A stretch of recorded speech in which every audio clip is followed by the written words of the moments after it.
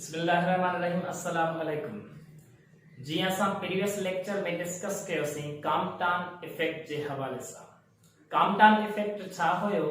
जॾहिं असां फोटॉन यानी एक्सरे टाइप फोटॉन असां कंहिं न्यूक्लियस मटेरियल सां यानी के एटम सां स्ट्राइक करायूं ऐं उन खां पोइ उहो फोटॉन कुछ एनर्जी इलेक्ट्रॉन खे कढण में यानी के यूज करे ऐं कुछ वरी पाण छा करे यानी स्कैटर्ड थी वने ऐं उन मां साबित थियो हो त एक्चुअली जेके फोटॉन्स हूंदा आहिनि जेकी लाइट हूंदी आहे उहा नेचर थी रखे पार्टिकल।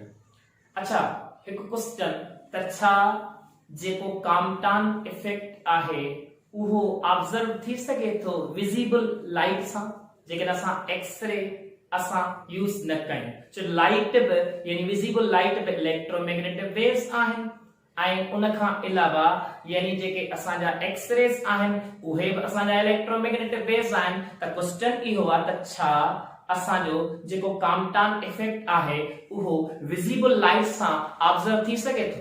त तव्हां सोचो, एक्सरेस जी वेवलेंथ घटि आहे, एनर्जी वधीक आहे, विजिबल लाइट जी वेवलेंथ वधीक यानी एनर्जी घटि।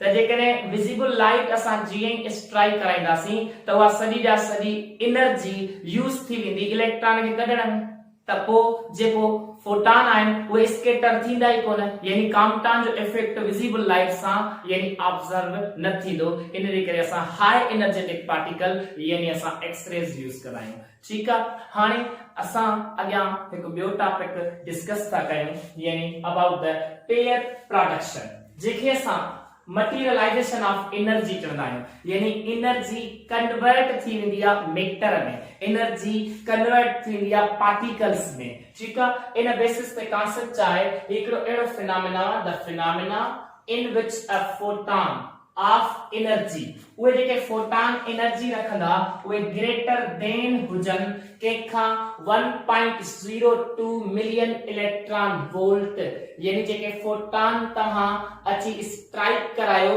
के हेवी न्यूक्लियस सां, के हेवी न्यूक्लियस सां अची फोटॉन जेके स्ट्राइक कराईंदो उहे उन्हनि जी एनर्जी छा हुजण घुर्जे जेकॾहिं पेयर प्रोडक्शन कराइणो आहे प्रैक्टिकली, त उनजी एनर्जी h न्यू वारी हुजण घुर्जे छा 1.02 मिलियन इलेक्ट्रॉन वोल्ट, यानी जेकी 1.02 मिलियन इलेक्ट्रॉन वोल्ट वारी बराबर थींदी 1.634 into 10 power -13 जूल, -13 जूल्स में इहा असांजी यानी के एनर्जी जो वैल्यू ईंदो जेको डिसइंटीग्रेट कंदो इंट, यानी जेका एनर्जी वा डिसइंटीग्रेट थी वेंदी छा में इलेक्ट्रॉन एंड पॉजिट्रॉन जे पेयर में in the vicinity of nucleus is called pair production. माना जेकॾहिं असां को हेवी न्यूक्लियस खणूं उन सां फोटॉन जी स्ट्राइक करायूं ऐं उहो फोटॉन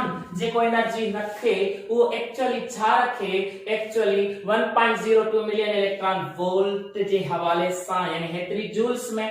हाणे जेॾीमहिल उहा एनर्जी सॼी जा सॼी यूज थी वेंदी छा में, यानी हिकिड़े इलेक्ट्रॉन पार्टिकल ऐं ॿियो पॉजिट्रॉन पार्टिकल जे बुनियाद ते।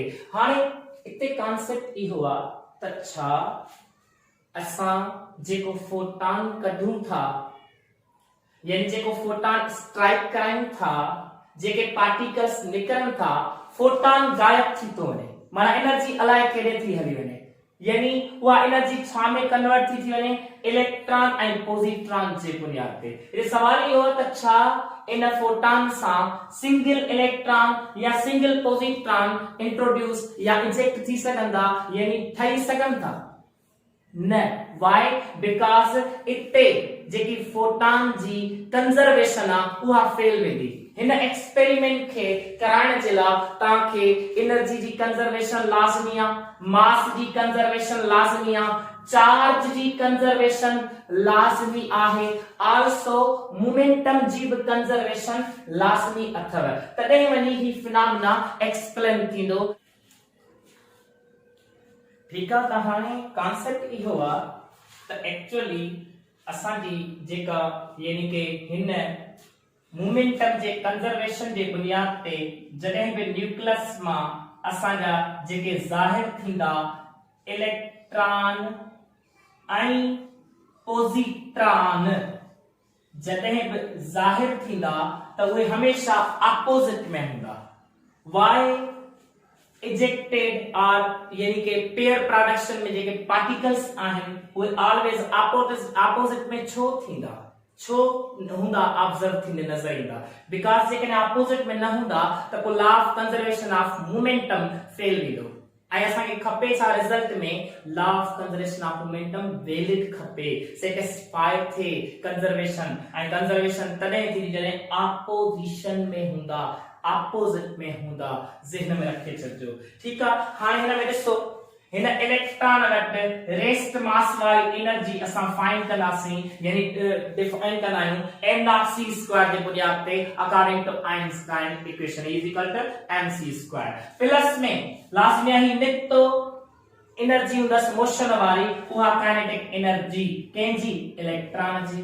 आल्सो हिन वटि बि साॻी रेस्ट मास वारी एनर्जी हूंदी mc² प्लस में छा हूंदसि? काइनेटिक एनर्जी यानी कि मोशन वारी एनर्जी।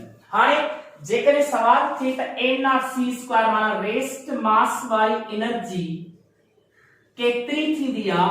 0.51 मिलियन इलेक्ट्रॉन वोल्ट कंहिंजी? ईच पार्टिकल जी। माना जेकॾहिं इलेक्ट्रॉन जी वठूं त पोइ 0.51 मिलियन इलेक्ट्रॉन वोल्ट हूंदी ऐं जेकॾहिं पोज़िट्रॉन जी अलॻि वठूं त उहा हुन जी अलॻि ई हूंदी 0.51 मिलियन इलेक्ट्रॉन वोल्ट। ऐं जेकॾहिं ॿिन्ही जो पेयर फॉर्म कराइणो आहे त energy should be greater than 1.02 million electron volt. इन जे करे असां चवंदा आहियूं छो जो ॿिन्ही जी रेस्ट मास वारी एनर्जी केतिरी आहे? 1.02 मिलियन इलेक्ट्रॉन वोल्ट। लेकिन उनखे मूव कराइणो आहे त कुझु एनर्जी काइनेटिक एनर्जी वारी रखंदा त पोइ इट मीन्स इन्हें एनर्जी का वैल्यू वधिक हुजण घुर्जे तॾहिं वञी फिनोमेना इहो टेक्स प्लस थींदो। हिकिड़ी इहा ॻाल्हि। हाणे ॾिसो इक्वेशन एक्चुअली इक्वेशन बैलेंस आहे। ॿिन्ही पार्टिकल्स जी जेका रेस्ट मास वारी एनर्जी हूंदी टोटल उहा 2mc² थींदी प्लस में काइनेटिक एनर्जी हुनजी बि ऐं काइनेटिक एनर्जी पोज़िट्रॉन जी बि। त ॾिसो असांजो कॉन्सेप्ट जेको आहे उहो एनर्जी जे बुनियाद ते प्रूफ थो थिए। हाणे ही ॾिसो मोमेंटम जे बुनियाद ते hc/λ यानी फोटॉन वारो momentum is equal to momentum of electron plus में मोमेंटम ऑफ पोज़िट्रॉन करें थींदो जॾहिं अपोजिशन थींदी। ठीकु आहे। इन बेसिस ते इहो कॉन्सेप्ट आहे। हाणे ॿी कंडीशन जेकॾहिं मां तव्हां खां सवाल पुछां छा पेयर प्रोडक्शन वैक्यूम में टेक्स प्लस थी सके थो? वैक्यूम में थी सके थो यानी कि छा? यानी कि असांजो पेयर प्रोडक्शन वैक्यूम में थी सके थो? न। वाई? बिकॉज़ उते छा थींदो यानी कि मोमेंटम जो कंजर्वेशन फेल वेंदो। यानी वैक्यूम में मोमेंटम जो law of conservation of momentum छा थींदो? वायलेट थी वेंदो। इन जे करे असांजो जेको वैक्यूम ते आहे उहो पेयर प्रोडक्शन न थी सघंदो आहे। इहो कॉन्सेप्ट ज़हन में रखजो। पोइ छा थींदी आहे? असांखे हेवी न्यूक्लियस जी ज़रूरत पवंदी आहे। हेवी न्यूक्लियस जी ज़रूरत पवंदी आहे। इन जे करे असां पोइ छा कंदा आहियूं? हेवी न्यूक्लियस खणंदा आहियूं।